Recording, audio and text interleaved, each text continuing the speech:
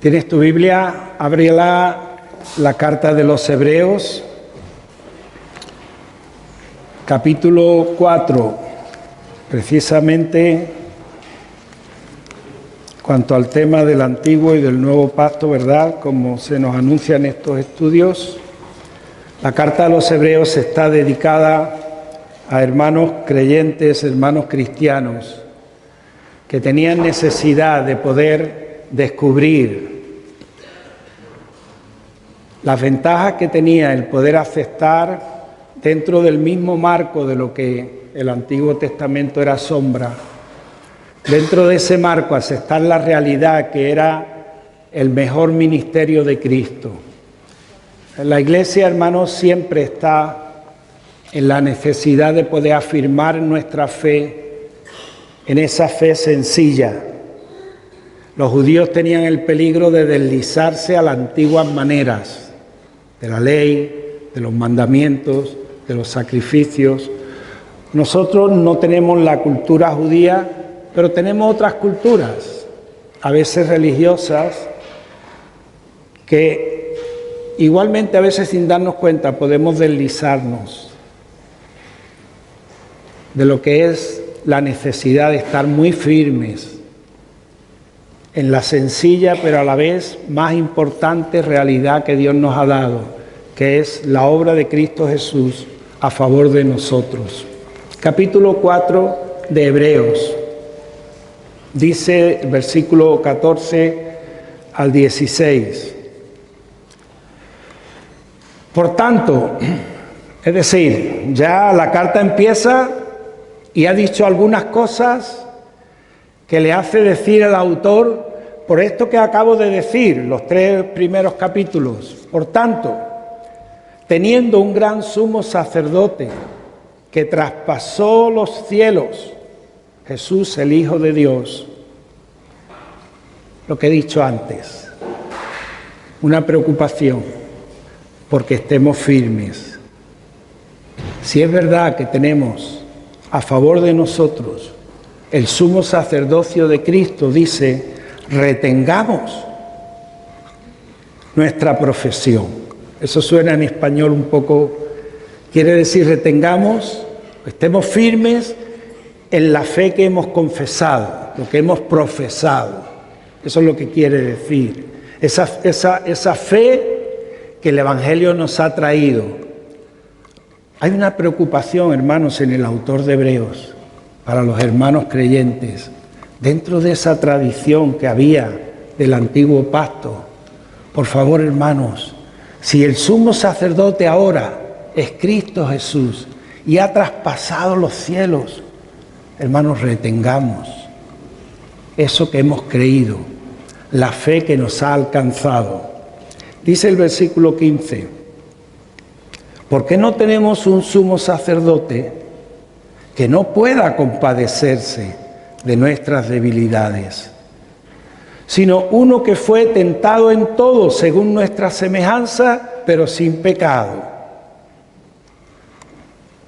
Acerquémonos pues confiadamente al trono de la gracia para alcanzar misericordia y hallar gracia para el oportuno socorro.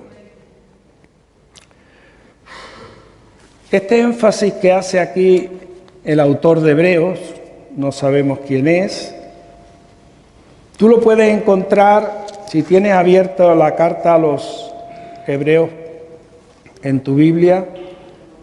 Te puedes ver como en el capítulo 3, un poco antes, en el versículo 6 dice, hablando de Moisés y de Cristo, Moisés fue fiel sobre la casa de Dios, él dice amén, pero Cristo como Hijo de Dios sobre su casa, porque mayor honra que la casa tiene aquel que la hizo. Dice, Cristo como Hijo sobre su casa, la cual casa somos nosotros. Perdón, estaba explicando eso que acabo yo de decir. Dice, sí, es decir, voy a leer el versículo 5, pero si no está fuera de contexto. Dice, Moisés a la verdad fue fiel en toda la casa de Dios, como siervo para testimonio de lo que se iba a decir. lo que se iba a decir, lo que Cristo traía para nosotros. Cristo como hijo sobre su casa, la cual casa somos nosotros si retenemos firme hasta el fin la confianza y el gloriarnos de la esperanza. Fíjate, hermanos, de qué manera el autor de Hebreo quiere decir, hermanos, ojalá nos demos cuenta lo que tenemos. Como se dice normalmente, ay, no sabes lo que tienes. A veces como que el Espíritu Santo quiere hacernos tener esa expresión que nos decimos entre nosotros, ay, si te dieras cuenta lo que tienes, ¿no? De esa misma manera, dice aquí el autor de Hebreos, por tanto, teniendo, dice, un gran quiere decir excelente, extraordinario, sumo sacerdote. Yo tengo en Cristo Jesús un sumo sacerdote. Hermanos, fuera de nuestra cultura a veces es bueno refrescar. ¿Para qué quiero yo un sumo sacerdote? Yo sé para qué quiero un fontanero, sé para qué quiero un carpintero, sé para qué quiero cualquier otro oficio. ¿Para qué quiero un sumo sacerdote? Hermano, según la palabra que el Señor nos enseña aquí, y yo quisiera usar las palabras que aquí mismo dice, capítulo 5, versículo 1, dice, todo sumo sacerdote, tomado de entre los hombres, es constituido a favor de los hombres en lo que Dios se refiere, para que presente ofrendas y sacrificios por los pecados, para que se muestre paciente con los ignorantes y extraviados, puesto que Él también está rodeado de debilidad. ¿Para qué, hermano? El sacerdote era un intercesor. ¿Entienden lo que es un intercesor, no? Alguien que media. Podemos decir que era alguien en defensa, un abogado, como dice también el apóstol Juan en una de sus cartas. Si alguno hubiere pecado, abogado tenemos para con el Padre a Jesucristo el justo. Si tú, en lo poquito que sabemos del lenguaje legal, el abogado es un defensor que actúa en favor de alguien o lo defiende. En un juicio hay varias figuras muy importantes. La más importante de todas, el juez. Pero juez solo hay uno.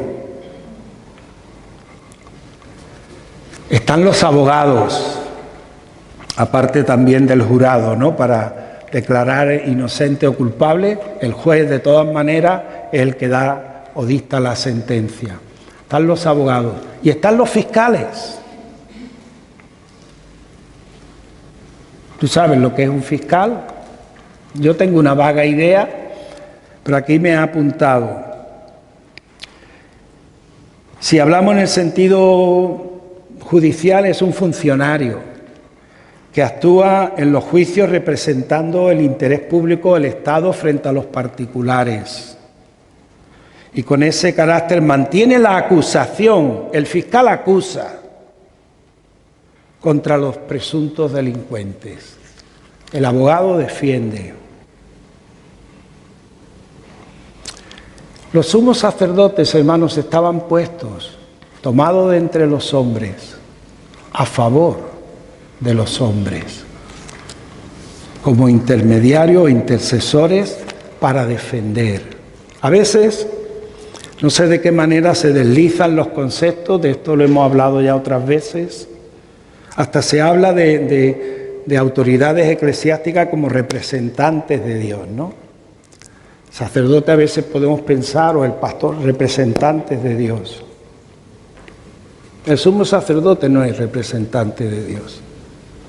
Era representante de ti y de mí, representante de la gente ante Dios, para interceder por ellos. El sumo sacerdote era tomado de entre los hombres, es decir, uno igual que nosotros, instituido delante de Dios en favor de los hombres. El problema con los sumos sacerdotes, según Hebreo, es que ellos mismos participaban de nuestras propias debilidades. Eran limitados, tenían los días contados, igual que todos los mortales.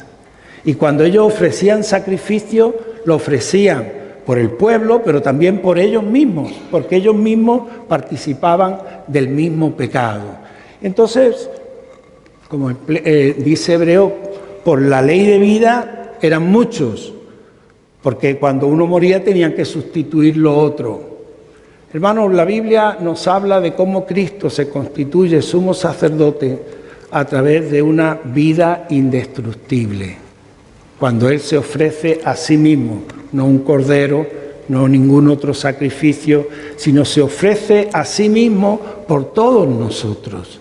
De tal manera que, si bien estaba la figura del sumo sacerdote para poder estar en favor del pueblo de Dios, una vez al año, el día de la expiación, entraba el sumo sacerdote a través del velo al lugar santísimo con la sangre de un cordero para poder interceder eso por él mismo y por el pueblo. Una vez, pero todos los años.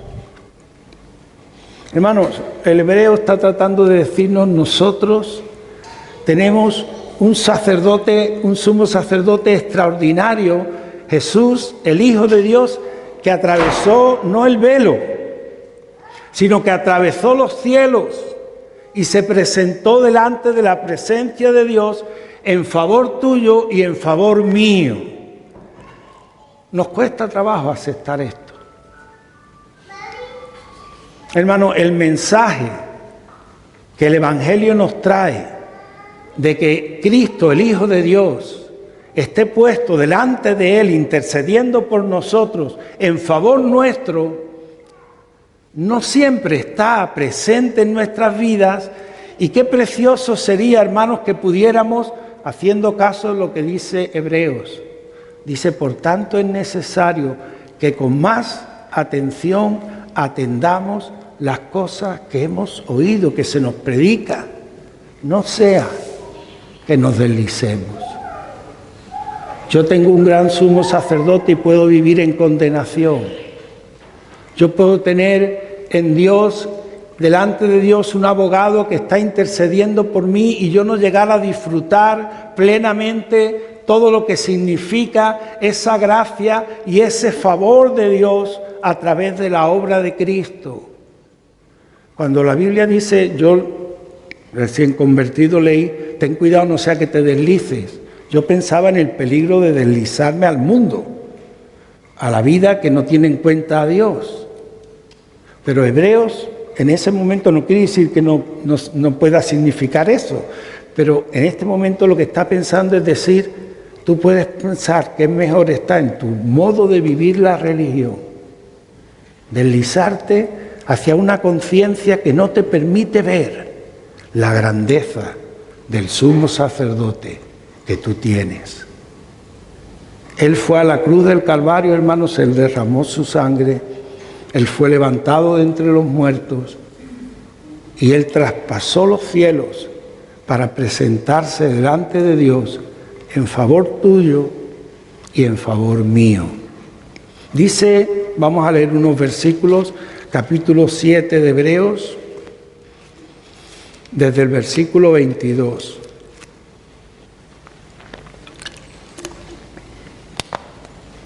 Dice, por tanto Jesús es hecho fiador de un mejor pacto. Los otros sacerdotes llegaron a ser muchos debido a que por la muerte no podían continuar. Pero este, por cuanto permanece para siempre, tiene un sacerdocio, hermanos, a favor tuyo. Esto que está hablando aquí la palabra de Dios es a favor de nosotros. La obra de Cristo hoy, esta mañana, todos los días, tiene esa gracia, ese poder de ver que delante de Dios hemos sido alcanzados como nuevas criaturas, perdonados todos nuestros pecados, que las puertas de los cielos están abiertas para que nosotros podamos en todo momento sentir la libertad, que no hay un fiscal. No hay un fiscal. El sumo sacerdote es tan grande, hermanos, que su planteamiento de defensa en favor tuyo y en favor mío es irrefutable. Para Dios, hermanos, y es lo que la palabra de Dios mismo quiere hacernos entender, es tan importante poder vivir en ese favor de Dios. Dice, por cuanto permanece para siempre, ese verso 24, tiene un sacerdocio inmutable, por lo cual puede también salvar perpetuamente a los que por él se acercan a Dios, viviendo siempre para interceder por ellos. ¿Cuántas veces has pensado que ya no hay límite o que ya has agotado el límite? Como que Dios ya no va a tener consideración contigo. ¿Cuántas veces nos hemos visto movidos a ver si hacemos algún mérito? No me estoy portando del todo bien, hermanos, y lógicamente, cada vez que no nos portemos bien no tenemos por qué sentirnos bien. Pero hemos leído el principio, como el autor de Hebreos dice, mantén firme la confianza. Como tú pierdas la confianza, como tú no estés firme en la fe que has confesado, el enemigo tiene toda la ventaja. Porque puedes pensar y tú ser un fiscal para ti, que Cristo no lo es. Y te puedes estar acusando. Y aunque es verdad que tienes razones para sentirte mal, no es el fiscal el que tiene que determinar tu vida, sino ir a tu abogado. Ir a ese sumo sacerdote que tenemos y de continuo. Él ha resuelto, hermanos, toda esa debilidad nuestra. De continuo tenemos que acudir a Él. Es por lo que dice ahí también, dice, no tenemos, yo lo voy a poner en positivo, tenemos un sumo sacerdote que sabe compadecerse de nuestras debilidades. Acerquémonos pues confiadamente al trono de la gracia. Nosotros tenemos una idea de la palabra trono que a veces se nos escapa uno de los sentidos más importantes. Cuando dice acerquémonos confiadamente al trono, quiere decir al tribunal. Al tribunal. Acerquémonos confiadamente al tribunal de la gracia. Hermano, a nadie le gusta presentarse delante de un tribunal. Cuando uno sabe, y hermano, aquí todos podemos ser acusados. Aquí si hubiera un fiscal, todos podrían señalarnos con el dedo. Por muy bien, muy bueno que tú te creas, hermano, todos. Pero tenemos ese gran sumo sacerdote que es nuestro abogado, que es nuestro defensor, que es el que sabe entender tus debilidades y el que en ese trono de justicia, ese trono de gracia o ese tribunal de gracia, dice, acerquémonos confiadamente para alcanzar. Yo necesito alcanzar la misericordia y la gracia para el oportuno socorro. Claro que sí, porque me desvío, porque soy débil, porque no entiendo, porque meto la pata. Pero tengo en Él mi abogado defensor. Tengo en Él la oportunidad, Él que ha atravesado los cielos, de que yo me presente delante de ese tribunal de gracia, de continuo, para poder alcanzar ese favor y esa ayuda oportuna. Estaba leyendo el verso 25, por lo cual puedes también salvar perpetuamente a los que por Él se acercan a Dios, viviendo siempre para interceder por ellos. Y dice el verso 26, porque tal sumo sacerdote nos convenía. Hermanos, los judíos tenían esa religión de Moisés, de la ley, de los sacrificios, y les costaba trabajo salir de ahí. Nosotros tenemos también a veces nuestras prácticas o entendimientos religiosos que nos pueden mermar y nublar la visión de lo que la palabra del Señor dice aquí. Cuando dice que atendamos con mucho cuidado lo que hemos oído, no sea que nos deslicemos.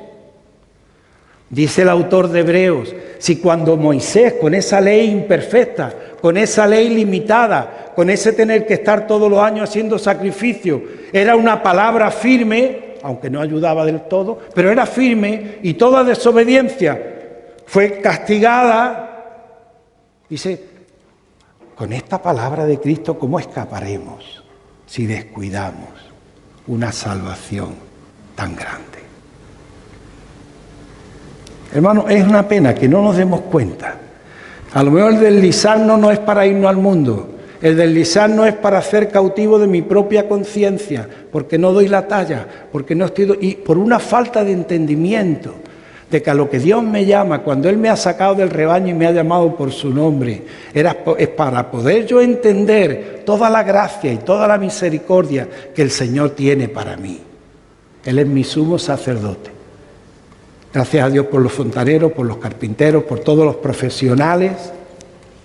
Pero yo necesito todos los días el perdón de Cristo. Yo necesito todos los días que Él me defienda. Y es bueno que yo entienda eso. La gracia no viene a mi vida para decir soy fenómeno, qué bien soy, que nadie me pueda soportar de lo excelente que yo soy y de lo bien que hago las cosas. No, yo necesito de Él.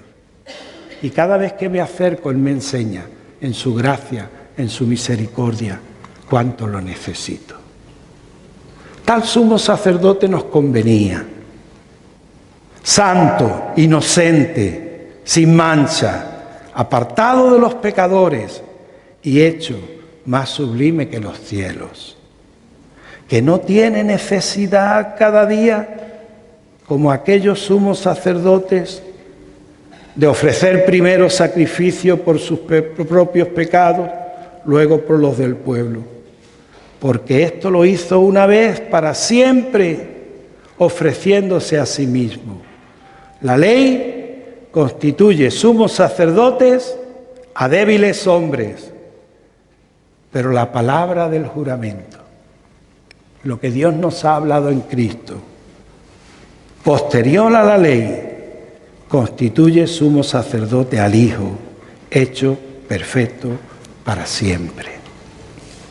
Hermanos, recordar esta función de que Cristo es mi abogado, de que Él es mi defensor y que no tengo yo por qué ser fiscal de mí. Eso no quiere decir, otros tampoco, eso no quiere decir que no nos escuchemos a veces cuando en el amor y en el temor de Dios, porque hermanos, ¿qué dice la Biblia? Habla de que tenemos un sumo sacerdote, pero también dice que Él ha hecho del pueblo de Dios reyes y sacerdotes, ¿sí o no? ¿Sacerdotes somos o no? Sacerdotes. ¿Y qué función tiene un sacerdote? ¿Fiscalizar? No. Sacerdote está para interceder. Él está tomado, somos tomados del pueblo, participando de las mismas debilidades que el pueblo, y queremos ser sacerdotes para otros. No representamos a Dios delante de nadie. Queremos representar a nuestros hermanos delante de Dios, en favor de ellos.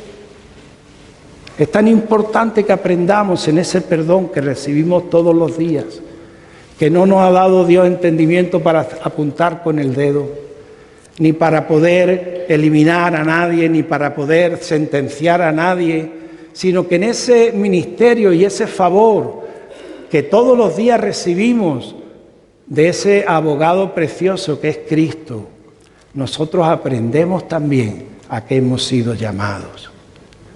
Yo no me quiero deslizar de ahí.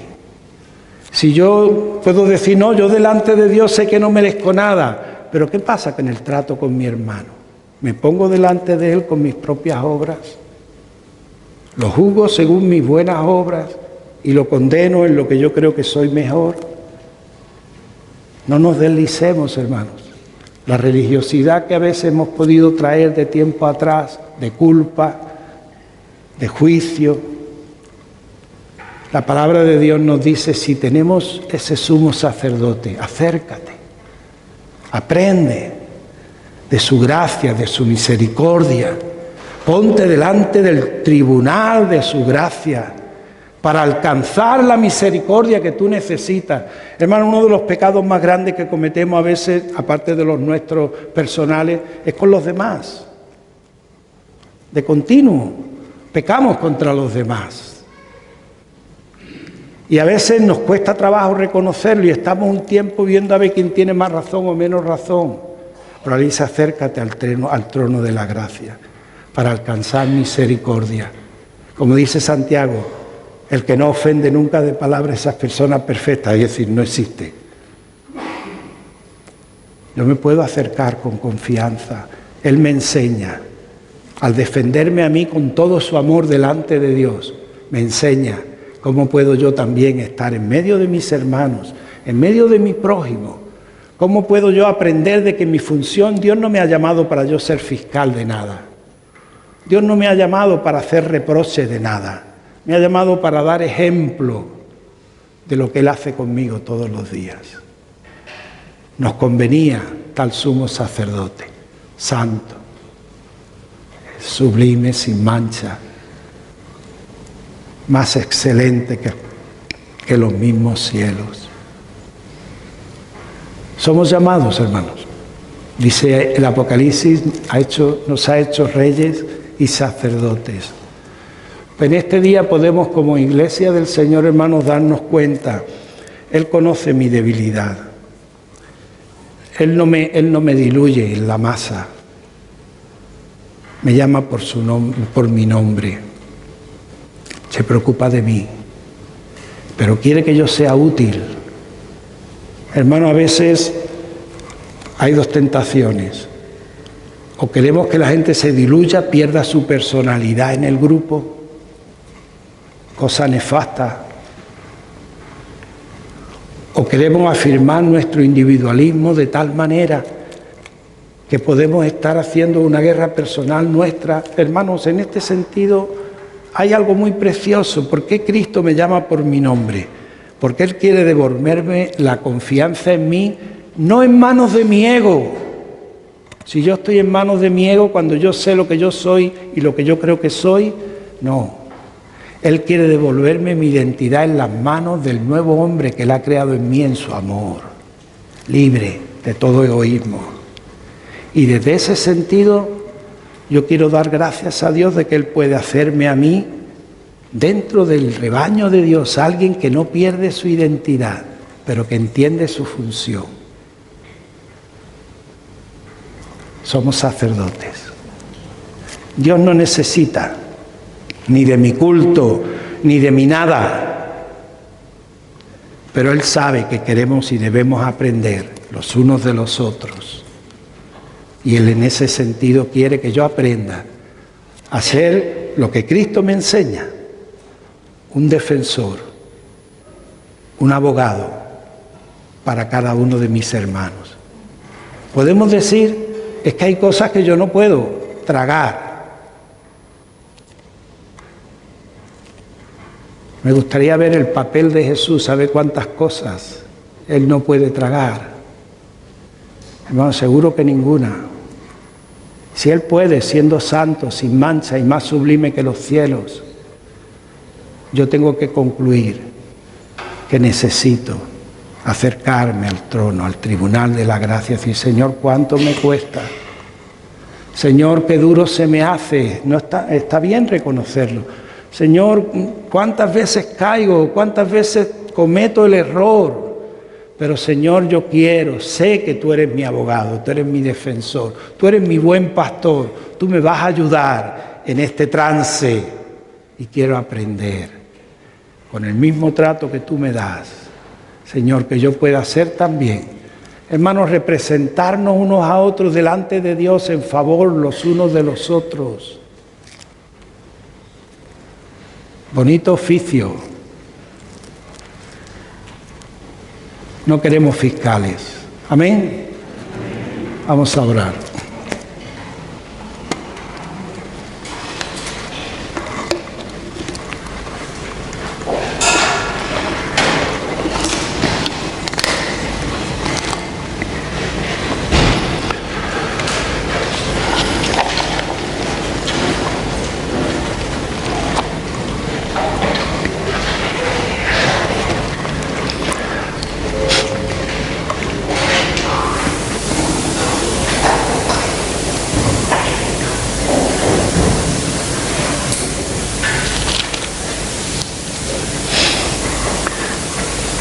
Dice así que, hermanos, teniendo libertad para entrar en el lugar santísimo por la sangre de Jesucristo, por el camino nuevo y vivo que Él nos abrió a través del velo, esto es, de su carne, y teniendo un gran sacerdote sobre la casa de Dios, acerquémonos con corazón sincero, en plena certidumbre de fe, purificados los corazones de mala conciencia y lavados los cuerpos con agua pura. Otra vez, mantengamos firme, sin fluctuar, la profesión de nuestra esperanza, porque fiel es el que prometió. Firmes en esa fe, puestos los ojos en Jesús, el autor y el consumador de nuestra fe. Hermano, la fe que nos interesa no es, y está bien poder saber todo el conocimiento que podamos tener, pero la fe que yo necesito es estar firme en entender qué es Cristo para mí, qué significa tenerlo como gran sumo sacerdote, qué puede significar para mi vida ese trono o ese tribunal de gracia que Él ha abierto para mí. Eso es lo que me interesa, lo que tengo que aprender, esa función que Él quiere que yo pueda desarrollar en medio de su pueblo. Padre, te damos gracias en esta mañana. Tú has hablado muchas veces en otro tiempo a los padres por los profetas, pero en estos postreros días tú has hablado por tu Hijo. Tú lo has cambiado todo, Señor. Tú nos has dado y nos has regalado ese Hijo, Señor, la vida de Cristo Jesús, para nosotros poder entender plenamente tu favor, tu gracia y tu misericordia. Gracias por ese camino nuevo que tú has abierto para cada uno de nosotros, por haber alejado el dedo acusador, para haber alejado toda culpa, Señor, por haber alejado toda condenación. Que podamos estar firmes en eso, Señor, dándote gracias cada día por ese favor tuyo. En el nombre de Jesús. Amén, amén, amén, amén. Aleluya. Gracias, Padre. Como dice Fernando, tenemos la sala de oración abierta y la invitación de la palabra del Señor de acercarnos con confianza. Vamos a acercarnos a Él. Amén.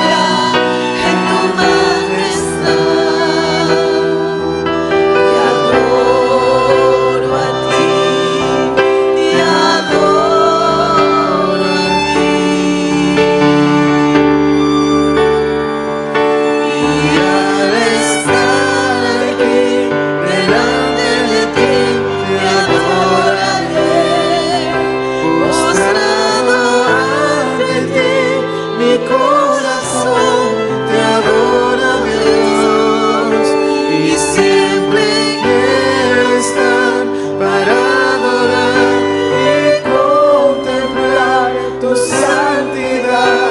Te adoro a ti, Señor, te adoro a ti.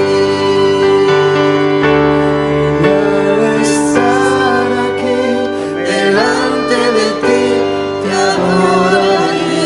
Aleluya, Padre. Postrado ante ti, mi corazón te adora, Dios, y siempre quiero estar para adorar y contemplar tu santidad. Te adoro a ti, Señor, te adoro a ti.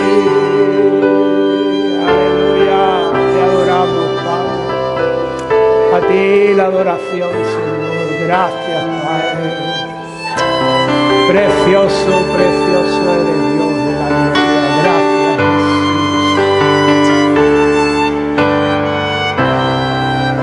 Gracias, Padre. Gracias, Padre. Gracias, Jesús. Aleluya. Aleluya, Padre. Gracias a ti, Señor. Gracias, Jesús. Qué precioso poder tener esa confianza firme, esa fe que hemos confesado. Que no falte, hermanos, por encima de cualquier otra cosa. Firme, el ancla de nuestra esperanza que penetra más allá del velo. Podamos estar ahí firmes todo el tiempo, hermanos, sobre todo en aquellas cosas que pueden parecernos menos peligrosas. Pero tengamos cuidado con nuestra propia piedad. Tengamos cuidado con nuestra propia justicia. Tengamos cuidado con nuestras razones y nuestros argumentos.